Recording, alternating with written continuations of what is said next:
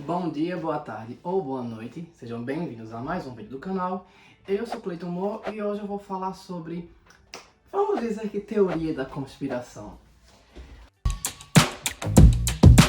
Bem, é o seguinte, eu não vou falar sobre a teoria da conspiração do ponto de vista de que, atualmente existem pessoas por trás que mandam na gente em tudo. A gente acha que a gente está fazendo nossas escolhas, mas na verdade são essas pessoas que induzem, ou coisas desse tipo, ou aliens, enfim.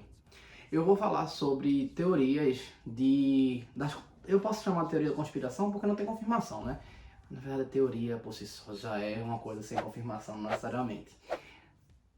Né?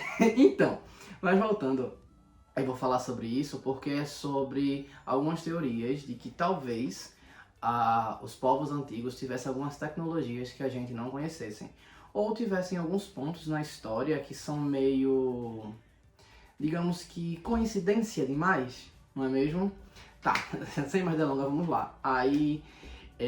O meu intuito do vídeo é poder gerar esse debate com vocês, o que vocês acham a respeito disso, enfim. Eu vou começar com um que é muito simples, mas que muitas pessoas não se perguntaram ou não pararam para pensar a respeito disso. Eu vou começar com as pirâmides. Tá, quando você falar pirâmides, a maioria das pessoas vai pensar o quê? Egito, né? Tá lá. A pirâmide lá no Egito, ela foi inventada por Imhotep, que depois foi deificado, né? Ele era um engenheiro lá do Egito Antigo, que é uma civilização que tem assim, que tinha, né? 3.000 e tantos anos de Cristo, ela já estava ali se estruturando. Eles enterravam, eles tinham as tumbas dele, mas eles tinham um nomezinho, agora não estou lembrando o nome, mas era como se fosse uma construção quadrada, meio assim. E depois construíram, Imhotep inventou a pirâmide, porque ele pensou não, né? Ele usou como justificativa a conformação da pirâmide para estar mais próximo das divindades, né? Para estar mais próximo dos céus. Então ela é assim para simbolizar que dos quatro lados está emergindo, está tudo caminhando para cima, suas energias, tudo fluindo para cima. E assim, ele conseguiu vender tão bem essa ideia que os egípcios adotaram. Como eu falei, ele já era engenheiro real lá na época. E ele conseguiu implantar essa ideia e desde então foram feitas várias pirâmides. Só que aí não tem só o Egito, a gente também tem os Incas, Nem tô até confundida. Aztecas e os Maias, que fizeram pirâmides também. Sendo que aí, vamos lá, como é que a gente pode usar o exemplo, quem aprendeu com quem, que coincidência é essa? Primeiro, os astecas e os maias faziam pirâmides, e as pirâmides, tanto dos astecas quanto dos maias, elas serviam para sacrifício, ou para serem templos. Por exemplo, os maias faziam pirâmides que lá no topo tinha um templo dedicado à divindade. Então essa ideia de elevação para estar próximo às divindades era igual a dos egípcios, né? Assim, coerente igual a dos egípcios. Tem uma construção de uma pirâmide maia que você sobe de frente e você é obrigado a voltar de costas, assim, descer de costas, para você não dar as costas para o templo. Então tem eu acho bem interessante isso. Existem outras formas de pirâmides. Tem a pirâmide de Uxmal, por exemplo, que é uma pirâmide maia que também é bem diferente. E tem outras pirâmides. Os astecas faziam as pirâmides para sacrificar as pessoas em cima dela. Então eles tinham lá como se fosse ambas pirâmides, tanto a maia quanto a asteca, elas não tinham a partezinha pontiaguda como a egípcia tinha, né? Ela não era um triângulozinho na ponta, elas eram como se fosse um pátio, e aí tinha uma construção. No caso do maia, um templo. No caso dos astecas, era uma região, uma área onde aconteciam os sacrifícios, que eu não vou entrar muito em detalhe por aqui, em como é que eram feitos esses sacrifícios, coisa bem pesada. Mas enfim, eles faziam sacrifícios ali e a pirâmide era para simular um lado subindo, porque quem seria sacrificado estava simulando o sol, né? Ele estava sendo um avatar do sol, né? Ele estava representando Tonatiuh, o quinto sol, ou Huitzilopochtli como sua representação de Deus, enfim, que controla o sol, Huitzilopochtli. Subindo lá em cima ele era sacrificado, então acontecia o ritual todo. E ali era oferecido ao Sol, a Tonatiuh, o quinto Sol, para ser energizado, para no outro dia o Sol poder ter energia para voltar. Era nisso que eles acreditavam. E dali então os restos mortais daquilo ali, do sacrificado, era jogado escada abaixo pelo outro lado, né? E esse outro lado, nesse caso que caía tudo lá, era como se representasse o cair de Coyolxauhqui. Coyolxauhqui era a irmã de Huitzilopochtli e representava a lua. Então isso para eles era uma representação da briga divina entre o Sol e a Lua. Tá, e o que isso tem a ver com os egípcios? Então, realmente não tem. Essas justificativas, elas podem, como é que diz, remeterem um pouco, porque estavam ligadas também a divindades, mas aí você supor que uma coisa que está mais próxima do céu está ligado com o divino, não é muito difícil não, várias culturas pensaram nisso e fizeram essa associação, então assim, não é muito difícil não. E aí fica o questionamento, mas tipo, os maias e os astecas vieram de um povo chamado Olmeca, né? Então provavelmente os Olmecas fizeram, mas e os egípcios? Qual era o contato que os maias e astecas tinham com os egípcios? Ou por que só essas três civilizações faziam, de fato, as pirâmides? Fica aí o questionamento. Os astecas falam que vieram por mar, né? Por mar, que eles vieram por mar e chegaram lá de uma cidade, como é que diz? De uma cidade fantástica, de uma cidade paradisíaca, como se tivessem vindo do paraíso dos deuses, e aí vieram alguns representantes dos deuses, vieram algumas pessoas, que são os 4 sábios, e depois trazendo as regras, as leis e tudo mais, e vieram também algumas pessoas comuns que foi que povoaram, né? Alguns historiadores falam que isso é impossível eles terem vindo por mar, porque não tinha tecnologia na época. Eu acho que isso é uma presunção. Sabe, ninguém sabe quando eles chegaram, porque eles chegaram e ocuparam a Polinésia como os polinésios. Foram como a nado, por acaso, arrastados. Eu acho isso presunção de historiador falar sobre isso. De acordo com a teoria mais aceita, foi um povo que migrou 30 mil anos atrás da Ásia e passou pelo Estreito de Bering e desceu e ocupou as Américas, cada um tempo diferente, e isso foi tornando etnias diferentes. Então assim, em que vocês acreditam? Vocês acham mais fácil estar a mitologia certa ou está essa questão genética certa? Detalhe, não ter feito esses estudos genéticos com os astecas para ter certeza. Não sei porque não se importam ou porque não tem exemplar, vamos dizer, rastreável o suficiente, né? Já que os astecas praticamente foram exterminados. E aí fica o questionamento, aonde? Existem várias outras teorias que falavam que isso a gente partindo do pressuposto que os egípcios, astecas e maias tiveram contato em algum momento, né? Mas nada garante, nada garante. Eles podem simplesmente, sei lá, vai que eles entenderam que funcionava de verdade, né? Em algum momento. Até porque os maias eram muito estudiosos do céu, enfim, de muita coisa. Eles eram muito inteligentes. Não que os astecas não fossem, mas os maias sobressaíam em algumas coisas, como no estudo dos astros, por exemplo. Tá, deixa eu ir para outro tópico, porque senão eu não saio desse. Eu quero falar sobre outra coisa que eu acho muito interessante e eu me pergunto como foi que foi formado. Eu vou falar do Big Bang, porque o Big Bang a gente conhece, né? Uma quantidade de matéria foi juntando, e aí explodiu.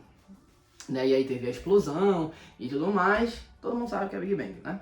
Só que aí o seguinte, a gente tem, a maioria das mitologias falam sobre coisas completamente avulsas e estranhas pra gente, pra pensar de como é que foi criado as coisas. Porque no Big Bang a gente parte sobre compressão, explosão e reações em cadeia. Por mais estranho que seja, a gente consegue aceitar como uma realidade. Mas quando a gente parar pra pensar do que existia alguma coisa, essa coisa foi modificada, a gente fica, sim, e essa coisa que existia veio de onde? Veio de onde? Então, nesse caso, eu trazendo os eslavos, que eu acho muito interessante, porque comparado a outras civilizações, eles são um povo até recente, século, não lembro agora se é final do século 8 ou século 9, mas é recente, é relativamente recente, e eles acreditavam que foi o seguinte, o deus supremo deles, Rod, foi uma consciência que existiu, do nada assim, existiu, só que ele existiu como um broto dentro de um ovo. Era um ovo e dentro tinha um brotinho assim, 2 folhinhas. Um brotinho assim. e ele não conseguia se desprender disso. Ele não conseguia se desprender disso. E ficava naquele broto ali, dentro daquele ovo. E aí, o que foi que ele foi fazer? Uma hora ele teve uma ideia de tirar uma energia através do ovo, para que essa energia se materializasse fora do ovo e assim virasse alguém que pudesse quebrar esse ovo. E assim ele criou Lada. É uma deusa eslava também, Rod é o Deus Supremo. Lada é uma deusa de inúmeras coisas, né? E Lada tinha um martelo. Era um martelo ou um machado, agora eu tô na dúvida. Mas ela tinha um artefato que batia, né? Que batia. E aí ela pegou ele e quebrou o ovo. Nessa quebra do ovo, fez o ovo explodir e começar a criar o universo. Ao mesmo tempo que libertou Rod, e Rod pôde fazer as coisas e moldar as coisas do jeito que ele estava pensando. Aí eu pergunto, eles sabiam do Big Bang e essa foi a teoria que desenvolveram para mostrar às pessoas, ensinar as pessoas de forma lúdica sobre o Big Bang? Ou eles simplesmente foram iluminados por essa ideia para poder representar? Eu acho coincidência demais, porque a gente pode assumir que é bem parecido com a realidade do Big Bang. Independente do que seja, como foi que eles descobriram? Né? Como foi que foi feito isso? A gente tem outra mitologia que fala sobre isso também, ou algo bem parecido, né? Que é a mitologia chinesa. Na mitologia chinesa, acontece da mesma forma, é uma grande esfera, só que quem está dentro é Pangu. Pangu é um gigante que tinha chifres saindo e tal, e que dormia dentro desse vazio, né? Que teoricamente tinha paredes e coisa do tipo. E aí, às vezes ele ouvia uma voz sobre botar ele para dormir, coisa do tipo, ele dormiu por eras assim. E dentro também se materializou o Yin e o Yang, que são representados por um tigre e por um dragão. E eles brigavam e algumas vezes acordavam Pangu e Pangu botava eles para dormir. Até que um dia eles tiraram Pangu do sério, um dia, uma era, um milênio, sei lá, em algum momento.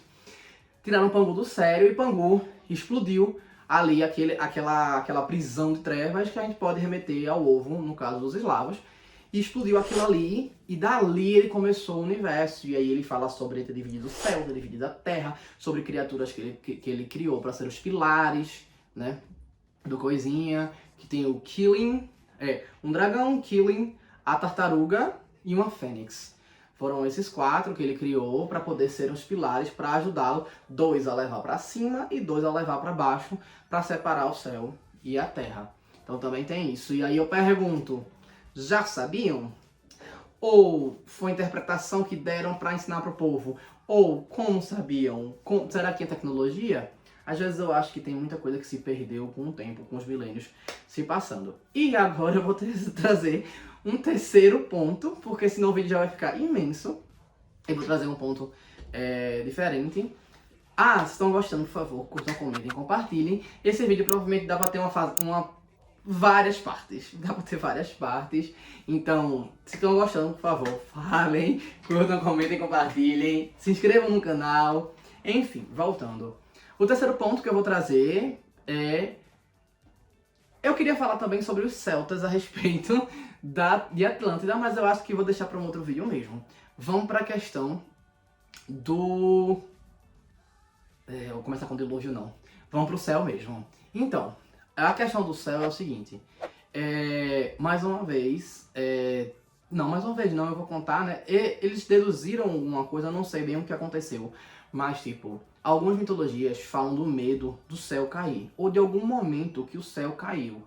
Por exemplo, os astecas falam que teve um momento que o céu caiu, e por isso Quetzalcoatl e Tezcatlipoca desenvolveram uma forma de sustentar o céu de novo. E aí eles se separaram e foram para as extremidades leste e oeste do mundo e ergueram árvores para poder erguer o céu de volta. Os egípcios, mais uma vez os egípcios com os astecas, né? Os egípcios falam que a deusa do firmamento, Nut, se deita sobre Geb, que é o deus da terra, o representante da terra, né? Para curtir, para fecundar ali a forma que acontece e eles poderem passar 5 dias ali no coito. E aí dão origem a Isis, Osíris, Neftis e Seth. né? Aí tem essa coisinha que também tem um vídeo, tanto dos astecas quanto dos egípcios, né? E os celtas, eles tinham medo que o céu caísse. Aí eu pergunto, essa questão é o quê? É uma alusão ao fim do mundo através de tempestades? É uma alusão à chuva de granizo e eles achavam que eram pedaços de terra ou pedaços do que seria uma terra flutuante ou alguma coisa desse tipo, ou realmente pedaços do céu? Seriam referência a respeito disso? Seriam referência talvez a erupções vulcânicas ou alguma coisa desse tipo? Se você for parar para cada uma delas, não tem muito isso do que falar, porque, por exemplo, a área que os egípcios ocupavam, você parar para pensar, por exemplo, vulcão, não. Vulcão, não. Granizo, até pode ter tido, mas tipo, com que frequência? Chuvas torrenciais desgraçadas. Era mais fácil se preocuparem com o dilúvio causado pelo Nilo, que eles tinham esse estudo do Nilo aumentar e diminuir, cheia e seca, cheia e seca, cheia e seca. Então o problema dele não era no céu. Mas eles relatam na mitologia que tivesse essa parte do céu. Os chineses também falam, no momento, nesse caso não é que o céu caiu, mas que o céu empenou por causa de uma briga do deus do fogo e da água, né, Gong Gong, e agora me fugiu o nome dele. O Gong? Agora eu tô na dúvida, mas enfim. E aí nessa briga, o deus dragão, que é dragão da água, destrói um dos pilares, batendo na cabeça para derrubar o céu. Só que aí ele faz isso, o céu empena, cai água, cai não sei o que, tem um caos, causa um dilúvio, lá, aquele negócio todo. E aí, só que existem outras coisas envolvidas, e aí tapam esse buraco, e a justificativa do céu ser como é que diz? O céu é troncho por causa disso, o sol e a lua giram, e é toda uma coisa que vale um vídeo para falar à parte. Mas enfim. De toda forma, é isso, tipo, fala sobre o relato. E aí eu pergunto a vocês, isso quer dizer o quê? Quer dizer que o céu caiu? Quer dizer que é um medo? Será que eles têm conhecimento de alguma coisa que eles tinham conhecimento de alguma coisa que a gente não sabe? E se eles tinham conhecimento, como eles adquiriram esse conhecimento? Foi por troca espiritual? Foi por uma viagem espiritual? Foi pelo quê? Né? Enfim, eu acho que esse vídeo já tá longo, eu me empolguei falando. Eu espero que tenham gostado, então curtam, comentem, compartilhem e se inscrevam no canal. Valeu!